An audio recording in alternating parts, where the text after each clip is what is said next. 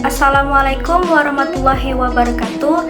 Perkenalkan, nama saya Selviana Safitri. Di video ini saya akan membahas mengenai geopolitik Indonesia.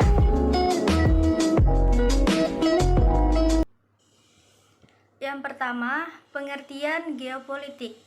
Geopolitik secara etimologi berasal dari bahasa Yunani, yaitu dari kata geos yang berarti bumi, sedangkan politik dari kata politeia.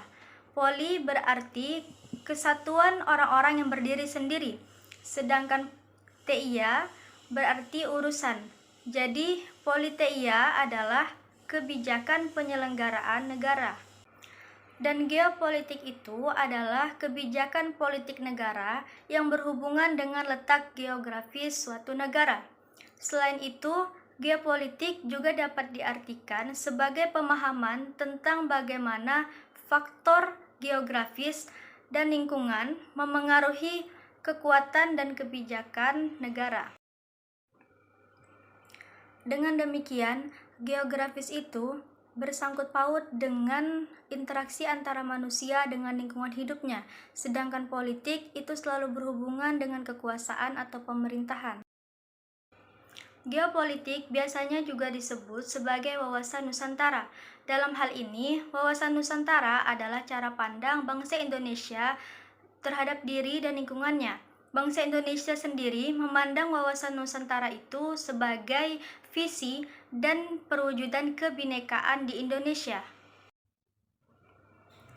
Hakikat dari wawasan Nusantara yaitu menyatukan perbedaan dan batasan wilayah yang ada di seluruh Indonesia, sehingga dapat terwujud bangsa Indonesia yang bersatu dan utuh dalam mencapai tujuan nasional. Selanjutnya, perkembangan geopolitik di Indonesia. Perkembangan geopolitik di Indonesia sudah dimulai oleh para pendiri bangsa melalui Ikrar Sumpah Pemuda. Perkembangan geopolitik di Indonesia dipengaruhi oleh adanya globalisasi dan kemajuan teknologi yang menyebabkan wilayah kedaulatan suatu negara, terutama negara Indonesia, menjadi semakin abstrak dan kurang pasti, sehingga dapat dengan mudah ditembus oleh para pelaku atau aktor internasional. Kemudian, unsur pembangunan geopolitik. Unsur pembangunan geopolitik ada 4. Yang pertama, keadaan geografis. Yang kedua, politik dan strategi. Yang ketiga, hubungan timbal balik antara geografis dan politik. Dan yang keempat, unsur kebijaksanaan.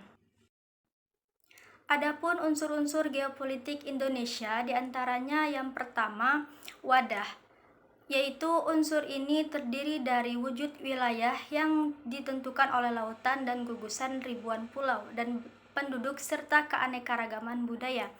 Yang kedua, inti, yaitu isi geopolitik di Indonesia tercermin dalam perspektif kehidupan bangsa Indonesia yang memiliki cita-cita bangsa Indonesia yang tertuang di dalam pembukaan Undang-Undang Dasar 1945.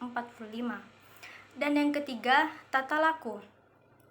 Tata laku ini memiliki 2 unsur, yaitu tata laku batiniah dan lahiriah. Tata laku batiniah yaitu mencerminkan jiwa, semangat, dan mentalis, sedangkan tata laku lahiriah yaitu tercermin di dalam tindakan, perbuatan, perilaku dari bangsa Indonesia. Selanjutnya, arti penting geopolitik bagi bangsa Indonesia. Geopolitik ini memiliki arti yang sangat dalam bagi bangsa Indonesia, yaitu adalah untuk mempertahankan negara dan berperan penting dalam pembinaan kerjasama dan penyelesaian konflik antara negara yang mungkin muncul dalam proses pencapaian tujuan. Selain itu, geopolitik ini juga memberi peluang bagi negara Indonesia untuk kerjasama dengan negara lain yang memiliki kemajuan teknologi dan transportasi yang lebih maju, dengan memanfaatkan sumber daya alam yang ada di Nusantara. Selanjutnya, pengertian otonomi daerah. Otonomi daerah berasal dari kata otonomi dan daerah.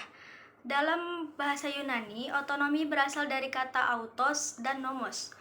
Autos berarti sendiri dan nomos berarti aturan atau undang-undang, sehingga dapat dikatakan sebagai kewenangan untuk mengatur sendiri. Sedangkan daerah adalah kesatuan masyarakat hukum yang mempunyai batas-batasan wilayah. Pelaksanaan otonomi daerah berlandaskan pada acuan hukum. Selain itu juga sebagai implementasi tuntutan globalisasi yang harus diberdayakan dengan cara memberikan daerah kewenangan yang lebih luas, lebih nyata, bertanggung jawab, terutama dalam mengatur, memanfaatkan dan menggali sumber potensi yang ada di daerahnya masing-masing.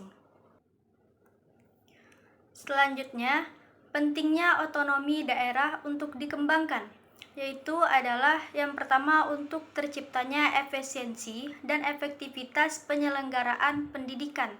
Yang kedua, sebagai sarana pendidikan politik. Yang ketiga, mempercepat proses pembangunan. Dan yang keempat, mempercepat kesejahteraan. Sekian materi yang dapat saya sampaikan. Semoga bermanfaat. Wassalamualaikum warahmatullahi wabarakatuh.